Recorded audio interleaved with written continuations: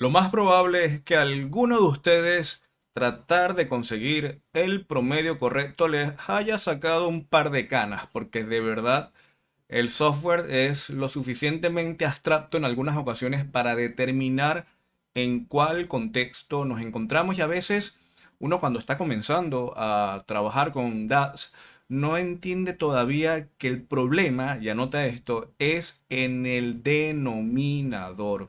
Porque al fin y al cabo un promedio o una media aritmética es en el numerador la cantidad de observaciones, es decir, las evaluaciones que están siendo tomadas en cuenta y se divide contra el número de ellas. Pero allí está el problema, en el denominador identificar y no decir estrictamente o rápidamente que está errado, sino cómo lo está evaluando el software, en este caso el motor o lenguaje. Presta atención. Nos encontramos en el mismo modelo que vimos en el video anterior sobre diferencias entre sum y sumapps. Lo dejo en la parte superior si quieres verlo y recomiendo. Vamos a utilizar la medida cantidad, que es la sumatoria, y luego voy a establecer un promedio. Fíjate que para establecer aquí un promedio utilizando average es muy sencillo. Utilizamos average y utilizo el promedio de las cantidades. Aquí el problema es que lo voy a colocar, el promedio se está evaluando sobre la totalidad de los registros de la tabla de ventas. Quiere decir de que el denominador será toda la expansión de registros que tenga esa tabla. Por ejemplo, si arrastramos aquí nos dice que tenemos 47.40 en el mes de enero. Expandimos registros y aquí hay 1, 2, 3, 4 registros. Vamos a ver qué nos dice esto. 237, la totalidad de las cantidades entre 4 registros dice 59.25. ¿Qué quiere decir? De que aquí el 1 de enero, fíjate, aquí debe de haber algo similar para que el 122 lo divida entre 2, diríamos 61. En otras palabras, aquí tenemos dos registros en efecto, en el cual el producto 3 y 1, 92 más 30 entre 2, 61. Hasta allí todo bien.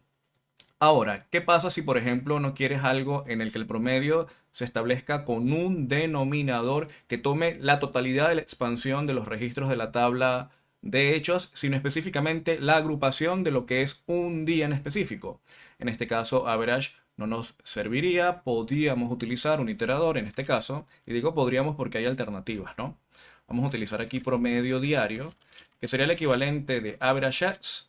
No voy a utilizar o iterar sobre toda la tabla de ventas, sino la tabla de calendario, que es una dimensión, aquí lo vamos a escribir, dimensión con una fecha por fila. Estamos cambiando la manera en cómo entonces el promedio va a considerar los registros visibles, que ese es todo el problema, vuelvo y repito. Luego de esto voy a utilizar la cantidad y aquí existe un tema que más adelante me gustaría desarrollar, lo que es la transición de contexto, que es un tema que al menos en este escenario, como lo estamos apuntando a una dimensión, no generaría conflicto más adelante. Promedio diario, date cuenta de que es diferente. Aquí lo estamos viendo. El promedio original con average me da 61, promedio diario me da 122. El 122 que veíamos anteriormente acá lo respecta. Y cuando vemos los 59.25, que es el resultado, date cuenta de que acá, si dividimos 237 a nivel de cantidades totales entre 5 registros, me daba lo que anteriormente era 47.40. Pero este tiene que ver con la división de lo que está siendo visible allí a nivel de registros, que es 4 registros. 1, 2, 3, 4, 59.25. Así que uno comenzaría a decir, ok, ¿cómo yo voy ajustando en base a cómo ese denominador yo lo debería de estar configurando? Por ejemplo, si utilizamos algo promedio mensual, sería un patrón similar. Vuelvo y repito, esto es algo totalmente variable, pero aquí yo no podría utilizar toda la expansión de los registros de la tabla de calendario porque recuerda que el calendario tiene una fila por registro.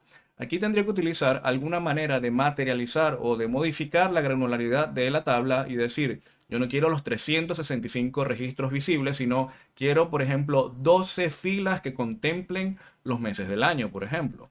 Así que con values le puedo entregar una lista de valores, una columna, apuntando a la columna mes.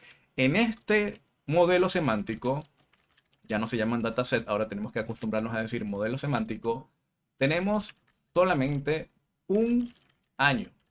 Si tuviésemos más años, entonces ya tendremos que agregar posiblemente más columnas y values no nos serviría, pero al menos en este ejemplo sí.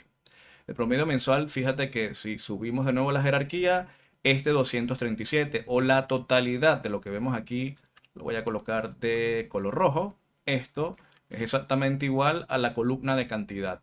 Pero lo que sí está cambiando es la totalización. 344,42 es el resultado de la división de 4.133 entre 12 meses. Porque yo he materializado con values una tabla que tiene solamente una fila por mes. El problema es que uno cuando ve eso y está comenzando a estudiar sobre edad, se le hace difícil imaginarlo. Por eso antes creábamos columnas calculadas, pero recientemente tenemos esta característica que podemos hacer consultas directas al modelo y visualizarlas rápidamente. Así que vamos a crear esa tabla rápidamente. Por ejemplo, vamos a crear con Add the Columns, Summarize, la tabla quiero de calendario y vamos a agregarle, por ejemplo, aquí el año, quiero el mes. Aquí cerramos Summarize y agregamos una nueva columna que se llame, por ejemplo, cantidad y utilizamos la medida. Al tener algo como esto, fíjate que aquí automáticamente tengo la tabla que te estaba enseñando. 237, 162, 304, que es lo que estás viendo aquí. Esta es la tabla que está tomando en cuenta ese promedio. Tenemos 1, 2, 3, 4, 5, una docena de filas. Sobre estos valores que se saca el promedio y es lo que estás viendo aquí en la totalización. Pero también ocurre de que posiblemente esto no nos funcione de esta forma y quizás algo, vamos a decir, algo condicional o un promedio ajustado. Aquí es en donde entran las lógicas que también vamos a tratar de hacer rápidamente algunos videos sobre ellos. Y las lógicas nos permiten establecer con funciones en conjunto, definir en dónde te encuentras dentro de una matriz o un objeto visual y poder modificar el cálculo en base a ese criterio. Por ejemplo, promedio ajustado es el siguiente. Si EasingScope es una función que me permite definir si yo me encuentro desde un punto de vista de contexto de filtro a nivel de mes, ¿qué te voy a entregar? Quiero el promedio, en este caso diario. De lo contrario, quiero el promedio mensual. Con esta simple lógica, entonces estaríamos combinando lo que aquí se ve, por ejemplo, en rojo voy a colocar los valores que está tomando en cuenta el promedio diario y en la totalización, lo que me interesaba aquí en azul, que corresponda a esto, pero en una medida que la evalúa. En pocas palabras, o vamos a escribirlo aquí en promedio ajustado. Si me encuentro a nivel jerárquico del mes, aquí debajo, entonces, este sería el verdadero.